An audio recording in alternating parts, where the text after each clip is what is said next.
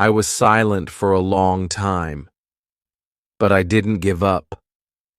I stayed with English like it was my best friend, and that changed my life. So now I'm going to take you into my world and show you how I became confident in speaking English just by spending time alone. I hope you feel connected, and maybe, just maybe, you'll find your own story inside mine. Hi, my name is Emily. I'm 24 years old, and I live in a small town in Ohio, United States. My family came from Mexico when I was very young, so my first language is Spanish. But because I grew up in the U.S., I had to face English every day, at school, at the grocery store, even at the doctor's office. Still, I was always shy. I understood English. Yes, I could read and write English, but when it came to speaking, I froze. Every time I opened my mouth to talk, my heart beat fast, my tongue got confused, and my voice became very small. I didn't have many friends in school because I was afraid of speaking. I remember once my teacher asked me, "Emily, can you read this paragraph out loud?" And I just stared at the paper. My hands were shaking. My lips were dry. I felt like crying. After that, I promised myself, "Emily, one day you will speak English clearly and confidently." One day. But life got busy. After school, I worked at a coffee shop near my home. Customers came every day asking for lattes, cappuccinos, muffins, and I only used one word, okay? I smiled, nodded, said okay or sure, and that was it. I felt so small, like I was hiding behind simple words. So I decided to change that. I told myself, if I can't practice English with people, then I will practice alone. And that's how everything began. It started one evening. I was home alone, tired after work, and I opened my voice recorder on my phone. I just said, "Hi, my name is Emily." Then I played it back. My voice sounded so soft, so unsure, but it was mine. I felt something strange, not shame, not fear, just possibility. From that day, every night before sleeping, I recorded myself. I talked about my day. I talked about my feelings. Sometimes I said things like, "Today I made a mistake at work. I gave the wrong order. I felt nervous." Or, "I like the rain. It makes me feel calm." No one was listening. It was just me and my phone, but I was speaking, and every day I spoke a little more. One day, I looked in the mirror and said, "Emily, how was your day today?" And I answered in English. I know it sounds silly, but talking to myself became my daily practice. I did it while brushing my teeth, while cooking, while walking to work. I asked questions like, "What do you want to eat? How do you feel? What's your dream?" And I answered everything in English. I also started watching short English videos on YouTube, cooking shows, small vlogs, podcasts with subtitles. I would pause the video and repeat what the person said. I would copy their pronunciation. I didn't understand everything, but I didn't care. I was falling in love with English. After a few months, I noticed something. When a customer came into the coffee shop and said, "Hey, how's your day?" I didn't just say, "Okay." I said, "It's going well, thanks. How about you?" That small sentence felt like a big victory, and I kept going. I started journaling in English. Every night before bed, I wrote 2 paragraphs about my day. I didn't worry about grammar. I didn't check for mistakes. I just wrote from my heart. I remember one entry that said, "I feel proud today." I talked to a customer without fear. I said, "Would you like your coffee hot or iced?" And he smiled. I smiled too. My confidence grew, slowly but strongly. Speaking English became part of my alone time, just like brushing my hair or listening to music. Sometimes I laughed at myself. I made silly mistakes. Once I said, "I'm very boring," when I meant, "I'm very bored." I laughed so much later. But these mistakes were my teachers. I didn't feel bad anymore. I felt alive. Then, one evening, I got a surprise. My younger cousin Sarah, who lives in Texas, called me and said, "Emily, your English sounds really good. Are you taking classes?" I smiled and said, "No, I just talk to myself every day." She was shocked. "Alone?" she asked. "Yes," I said. "Alone but not lonely." English became my friend. That moment, I knew I had changed. Now it's been over a year since I started my alone time practice. I'm not perfect. I still forget words. I still pause to think. But I don't run away anymore. I don't hide. I speak. I ask questions. I join conversations. I even started helping other girls like me, shy, scared, but full of dreams. And that's why I'm sharing my story with you. You don't need a partner. You don't need a teacher. All you need is time, honesty, and the will to speak. Start by talking to yourself. Use your phone. Use your mirror. Use your heart. It's okay if you sound unsure. It's okay if you feel awkward. What matters is that you try again and again. A few weeks later, I felt a new spark inside me. After sharing my recording with Sarah, I realized I wanted a bigger challenge and real listeners, not just my phone. So, one Saturday morning, I opened my laptop and searched Free English Conversation Group United States. My heart pounded as I clicked on a local meetup for language exchange in Columbus, about 2 hours from my small town. I remember driving there, gripping my steering wheel, rehearsing a greeting over and over. "Hi, I'm Emily. Nice to meet you." When I arrived at the cozy coffee shop that hosted the group, I saw circles of people laughing and chatting. My stomach twisted. For an instant, I thought about turning back, but then I remembered every night spent talking to myself, every mistake that became a lesson. I breathed deeply and walked in. A kind woman spotted me and waved. "You must be Emily." "Welcome," she said, handing me a name tag. I slipped it on and joined a circle. When it was my turn, I stood, smiled shakily, and said, "Hello, my dear friends. I'm Emily, and I've been practicing English alone for a year. Today, I want to meet real friends." Everyone clapped and cheered. My cheeks warmed, but I felt proud. We paired up and chatted in 5-minute segments.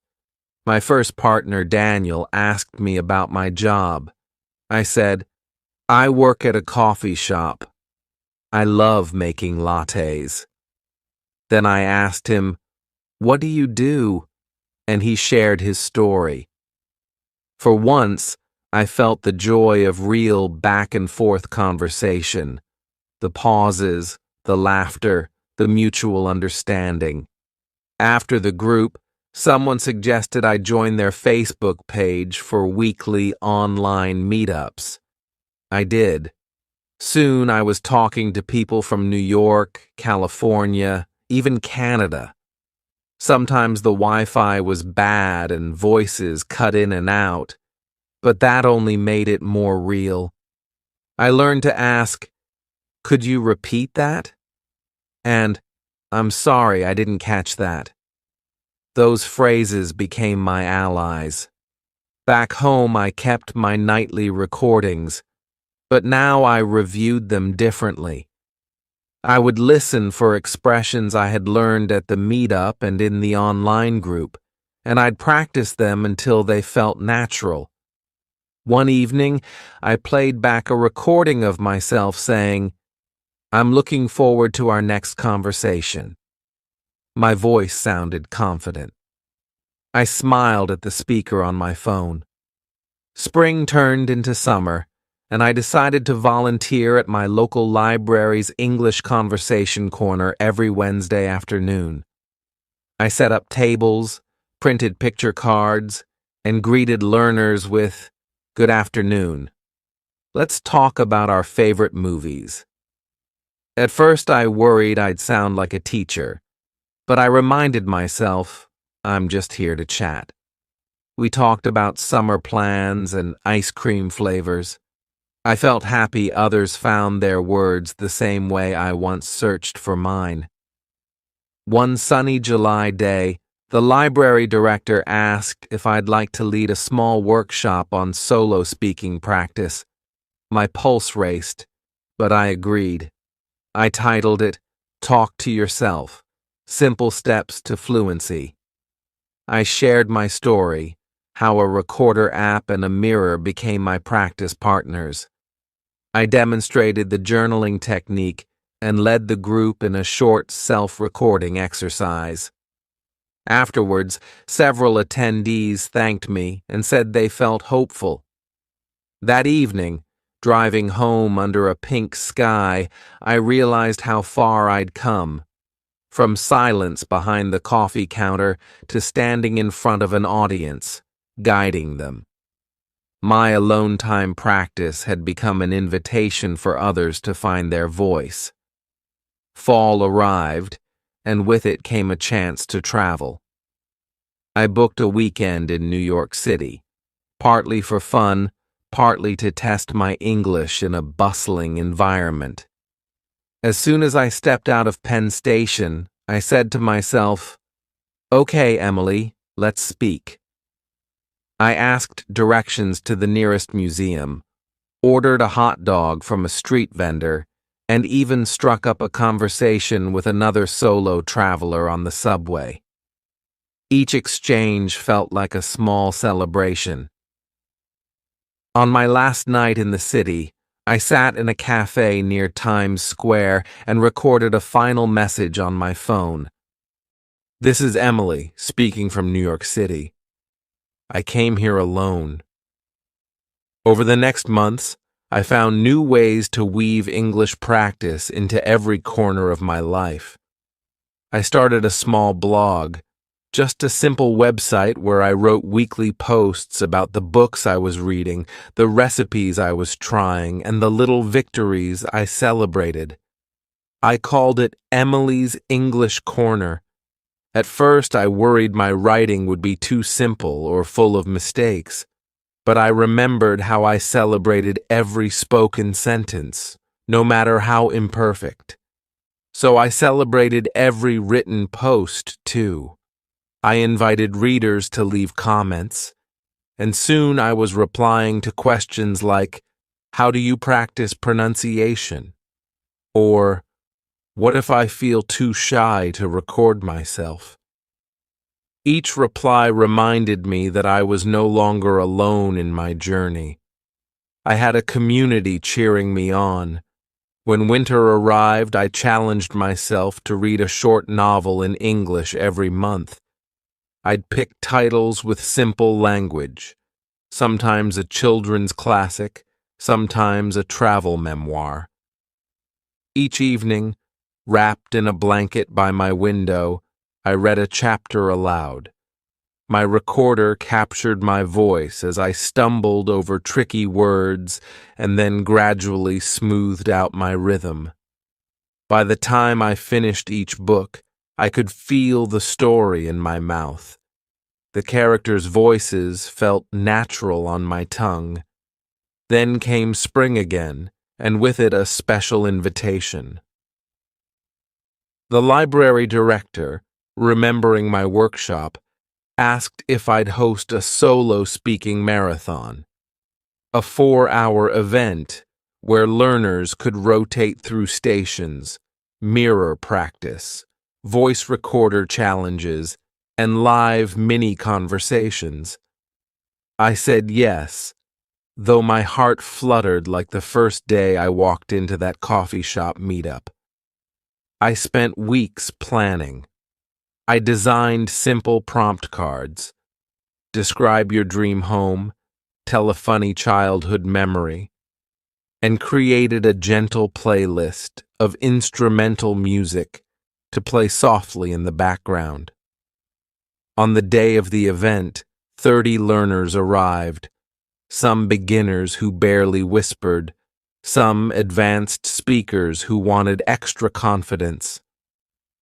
I guided them from station to station, demonstrating silently at the mirror, then speaking boldly into the recorder, then greeting a fellow learner with a clear, "Hello, I'm Crow. Nice to meet you." By the afternoon, shy smiles had blossomed into bright conversations. When the marathon ended, I heard whispers of gratitude. I never thought I'd be able to talk for 5 minutes straight. This was so fun. I feel ready to speak to anyone now. My chest swelled with pride. Not for myself this time, but for every person who dared to try. At last, one evening, I received a surprise email. A nearby university's adult education center invited me to co-facilitate a monthly online session on building speaking confidence. They had seen my blog and heard about the marathon. I paused for a moment, looked at my reflection in the dark window, and realized I was ready. I replied, "Yes, I'd love to." And in the weeks that followed, I led virtual meetings with learners from across the country, guiding them through gentle self-talk exercises, sharing tips on journaling, and reminding them every time that progress comes one word at a time. Now, as I speak to you tonight, I sit at my desk in Ohio, looking at a world that once felt too big to speak into. My voice recorder still rests beside my laptop. My mirror still hangs on the wall, but they are no longer tools to fix something broken. They are reminders of how far I've come. A few months after joining the university's program, I woke one Sunday morning with a new idea fluttering in my mind. I realized that while my blog and workshops reached learners all over the country, I still hadn't tried one thing I'd admired in others: a podcast. I imagined a series where I could speak freely about my journey, invite guests who'd practiced alone like me, and share simple exercises listeners could follow at home. That same afternoon, I set up a basic recording space in my room, a small desk by the window, my phone propped on a stack of books, and a cozy blanket thrown over my chair so I'd feel comfortable talking. I pressed record and whispered, "Hello, my dear friends. Welcome to Emily's Speaking Corner." And just like that, episode 1 was born. Recording felt different from writing. In writing, I had time to edit. In workshops, I had the energy of real faces in front of me. But in that quiet room, it was just my voice and my thoughts. I started by sharing one simple tip: how to pick 5 new words each week and use them in solo sentences. Then I told the story of the first time I asked for directions alone in New York City. My voice trembled a little on playback, but I pressed on. By the 3rd episode, I noticed I was speaking more fluidly, pausing less often. Listeners began to write in, sharing their own small victories, like ordering a full meal in a restaurant or reading a bedtime story to their younger siblings in English. Encouraged by their messages, I decided to invite a guest to episode 5. Through the Facebook group I joined, I met Maria, a woman from California who had practiced speaking to herself in front of her closet mirror every morning before work. We recorded over Zoom, each in our own homes, and laughed as we compared mirror faces, silly grimaces we'd made while rehearsing questions like, "What would you do if you won $1 million?" Hearing Maria describe her own mistakes and triumphs reminded me that alone time practice, though private, creates a deep bond when shared. The feedback we received after that episode poured in. Learners said they felt seen and motivated to try these exercises themselves. By winter, the podcast had grown to more than 100 regular listeners. I began receiving invitations to speak on local radio stations and to contribute short articles to community newsletters. One snowy evening, I drove to a small AM station in Columbus. Under the dim studio lights, I sat across from the host and found myself talking almost effortlessly about the power of self-talk in language learning. When we signed off, the host smiled and said, "Emily, your voice is warm and genuine. You make people believe they can try this too." In that moment, I realized that the shy girl who once hid behind, "okay," had truly found her strength. Spring returned again to Ohio, and with it came a surprise email. A producer from a national public radio program had listened to my podcast and wanted to feature me in a special on creative language learning. My heart fluttered as I prepared. I chose 3 anecdotes: the coffee shop recorder sessions, the solo speaking marathon at the library, and the first podcast collaboration with Maria. On the day of the interview, I spoke from the same mirror-lit corner where I'd begun my recordings. When the broadcast aired, I heard my story echoing across the dial, and I imagined listeners in small towns and big cities pressing play and feeling, perhaps, a little less alone.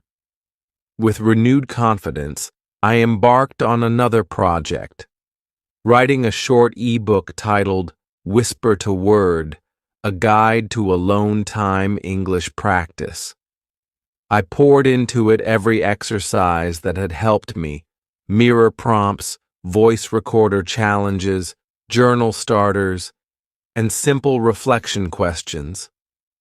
I wrote in a conversational tone, as if I were sitting across from the reader and passing them a warm mug of tea.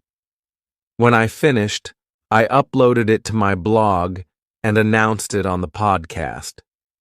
Within days, learners messaged saying, "Your exercises are so clear. I finally know how to start." My inbox overflowed with gratitude. As summer turned to fall, I found myself reflecting on how far this alone time practice had carried me, and how many lives it had touched. One crisp October evening, I received an unexpected message from a teacher in a rural high school in Montana. She discovered my ebook and used my mirror and recorder exercises with her students. She told me that her shyest learner, a boy named Jacob, had stood up at their school assembly and read a short speech in English without trembling. I felt tears well in my eyes.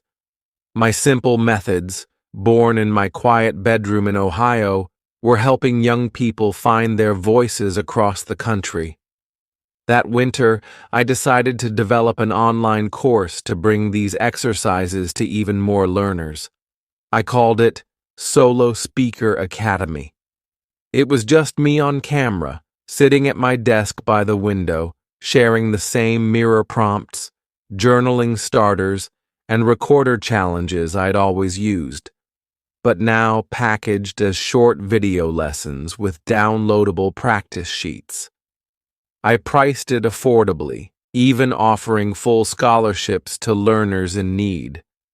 Watching my first cohort work through the modules, submitting their practice recordings, cheering each other on in our private forum, reminded me of my own first hesitant whispers. And when one student posted, "I finally ordered coffee in English today," I felt that old spark of pride all over again. Spring arrived with another surprise, an invitation to speak at a TEDx event in Cleveland. Standing on that small stage under the bright lights, I introduced myself. "Hello, my dear friends. I'm Emily from Ohio, and I turned my alone time into my greatest conversation partner." I shared the story of my first timid recordings, the library marathon, the podcast, and the academy. The audience listened, and when I ended with, "Your voice deserves its spotlight," the room erupted in applause. On the drive home, I smiled, thinking how surreal it was that a girl who once dreaded speaking could now inspire hundreds in a single talk. Over the next year, Solo Speaker Academy grew into a vibrant community of learners from more than 20 countries. I began co-hosting live mirror chats once a month, where participants joined via video to practice self-talk in real time, encouraged by my gentle guidance and the camaraderie of fellow soloreneurs in language learning.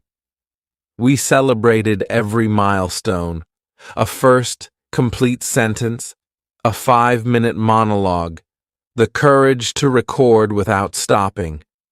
And through it all, I kept recording myself, still journaling, still reflecting, because practice, I realized, is both a discipline and a gift. Now, sitting at my desk under the warm glow of my reading lamp, I look at all I've built: the blog, the podcast, the ebook, the course, the community. Each started as a whisper in my quiet room. Each grew because I dared to speak alone, believe in my own voice, and share my journey with others. My mirror still hangs on the wall. My recorder still rests by my laptop. And every time I practice, I feel that same gentle excitement. What new word will I discover today? What shy learner might find hope in my story? To you, my dear friends, I send this message. Your alone time is not empty. It is a rehearsal for your brightest conversations. Embrace your silence as the canvas for self-expression. Let your voice emerge, one sentence at a time, until your story becomes a chorus that reaches far beyond your room. From silent beginnings to a voice that echoes across towns and countries. This is the power of choosing to speak, even when no one is listening. And from my heart in Ohio to yours, know that I believe in you, every single word of the way. Months later, I found myself waking each morning with a new sense of purpose.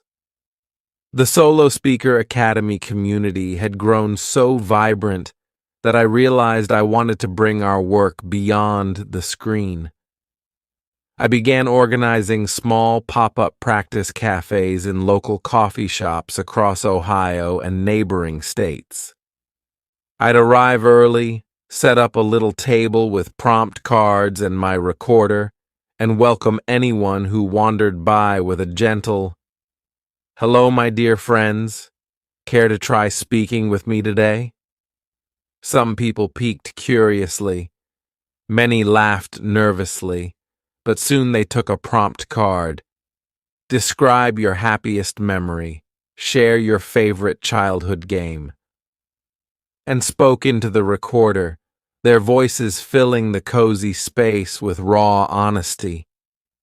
By the end of each cafe, shy smiles had warmed into laughter and applause, and I felt again that familiar thrill of watching someone step out of silence and into their own strength. Meanwhile, I started collaborating with local libraries beyond my hometown.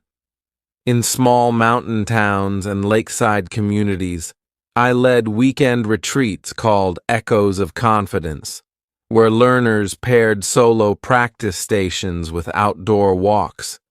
We'd speak our sentences aloud as we strolled by autumn leaves or under winter's pale light, letting our words travel freely in the open air. One crisp November afternoon beside a frozen lake, a woman named Leah leaned close and said, "Emily, I never thought I could share so much in English." She took my hand, and I saw in her eyes the same wonder I'd felt the day I first pressed record. Back at home, I began drafting a memoir, a deeper, more personal book that traced not just my methods, but the moments of fear, joy, and doubt that shaped me. I wrote about the lonely nights when I felt too small to speak, the shaky recordings that became bedrock confidence, and the faces, Daniel, Maria, Jacob, Leah, whose journeys entwined with mine. As I wrote, I often paused, spoke a sentence into my recorder, and then returned to my manuscript, carried by the rhythm of my own voice. When the final draft was ready, I held the printed pages in my hands and thought, this is more than a book. It's a mirror for every learner who has ever whispered their dreams. Spring arrived once more, and with it, the memoir's publication. On release day, I hosted a live online launch beyond my usual podcast, inviting voices from 25 countries. We lit candles, we shared stories, we recorded our first chapters aloud.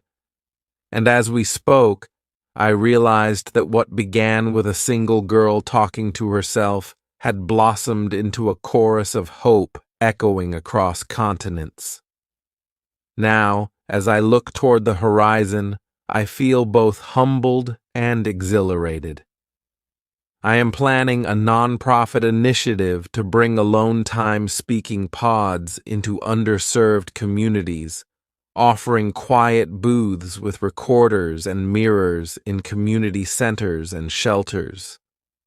I dream of training mentors who will guide learners through self-practice workshops in remote villages and urban neighborhoods alike. And every step of the way, I'll keep pressing record, because my own journey reminds me that growth happens one spoken word at a time. My dear friends, this story continues in each of you. The silence that once felt like an obstacle can become your greatest ally. Speak, record, listen, and speak again. Record. listen, and speak again. Let your alone time practice shine as the spark that lights conversations in coffee shops, retreats by lakes, and stages under bright lights. From that first timid whisper to a chorus of confident voices, our journey reminds us that every word we dare to speak ripples far beyond our own rooms, into the hearts of friends, strangers, and fellow learners around the world. Below are several detailed tips and tricks to help you move from silent to fluent in your alone time English practice. Each one includes step-by-step guidance and examples so you can start applying them right away. 1. Record and review your voice. How to do it? Use your phone or computer's voice recorder app. Choose a simple prompt, e.g., describe your day. Talk about your favorite movie. Speak for 1 to 2 minutes without stopping. Even if you hesitate or make mistakes, listen back immediately. Note moments where you stumbled or mispronounced words. Re-record the same prompt, aiming to smooth out those spots. Why it works. You build awareness of your pronunciation and pacing. Hearing yourself objectively helps you target specific weaknesses. 2. Mirror practice for pronunciation and expression. How to do it? Stand facing a mirror with good lighting. Pick a short sentence or phrase from a book, podcast, or one you've written. Speak it aloud while watching your mouth, lips, and jaw movements. Notice whether your facial expressions match the emotion of the sentence. Repeat, gradually increasing sentence length or emotional intensity. Why it works. Visual feedback helps you develop more natural mouth positions for sounds. It builds confidence by letting you rehearse your next conversation in private. 3. Shadow native speakers.